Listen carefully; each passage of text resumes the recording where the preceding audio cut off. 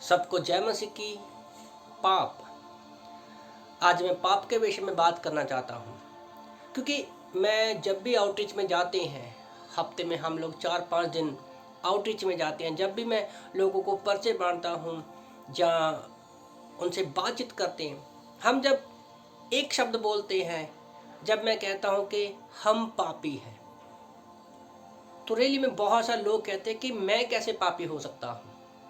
आप पापी होंगे पर मैं पापी नहीं हूँ। तो गलतियाँ, जब मैं कहता हूँ कि हम इंसान गलतियों का पुतला है, वो कहते हैं हाँ, इंसान गलतियों का पुतला तो है पर पापी नहीं है।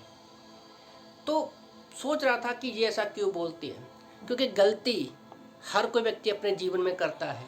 वो इसलिए कह पाते हैं कि हम पापी नहीं हैं क्योंकि वो पाप की परिभाषा को नहीं जानते। लोग समझते हैं चोरी, कत्ल, व्यभिचार, बुरी बातें, गंदी बातें लोगों की नज़र में ये पाप है, पर एक्चुअल में ये उसका परिणाम है।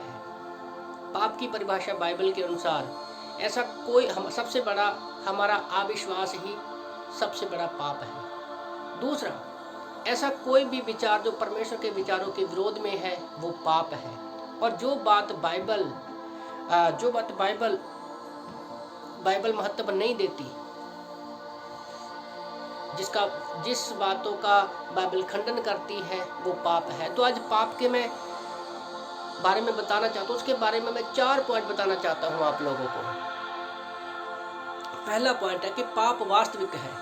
कैसे? यूहन्ना की किताब अध्याय 1:8 में लिखा है कि यदि हम कहें कि हमने कोई पाप नहीं किया है तो हम अपने आप को धोखा देते हैं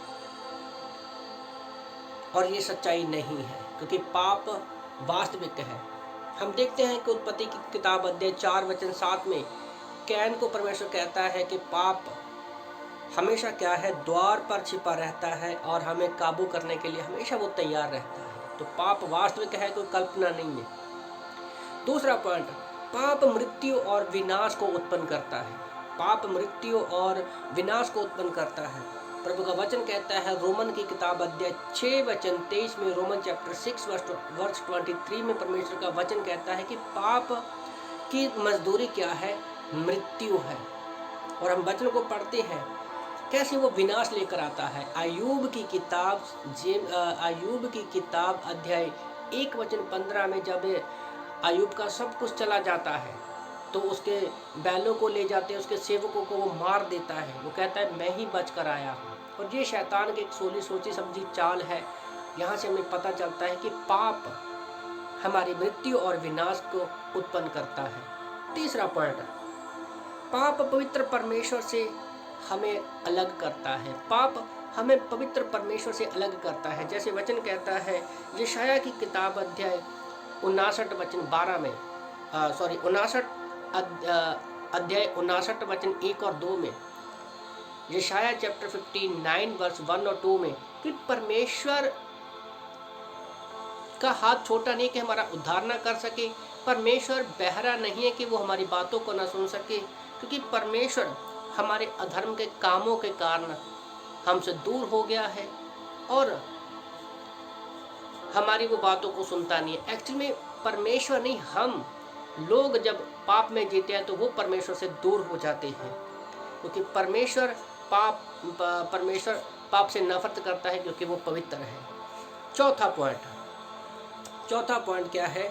पाप हमेशा परमेश्वर के विरोध करता है। पाप हमेशा परमेश्वर का विरोध करता है।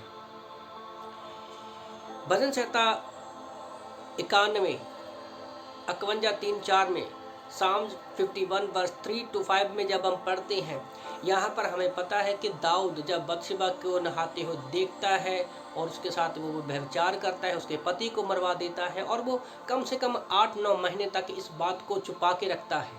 तब परमेश्वर नातान नबी के द्वारा उसको बताता है कि तूने ये पाप किया है, और वो अपने आप को कोसता है कि कैसे परमेश्वर पाप के कारण वो परमेश्वर से दूर था। तो आज हमारे जीवन में भी ऐसी बहुत सारी गलतियां, पाप, गुनाह है।